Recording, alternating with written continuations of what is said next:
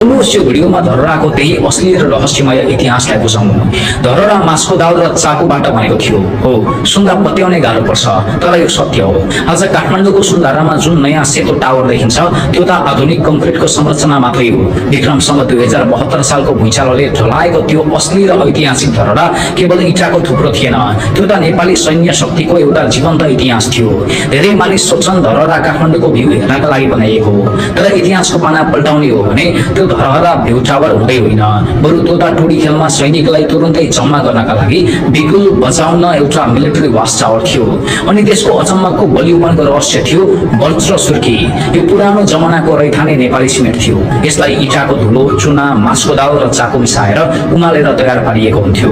Moscow दालमा हुने protein र चाकुमा हुने चिनीको तत्त्वले चुनासँग मिलेर एउटा जादुमय शक्ति पैदा गर्थ्यो। यसले गर्दा यो मिश्रण आधुनिक सिमेन्ट भन्दा पनि धेरै बलियो हुन्थ्यो।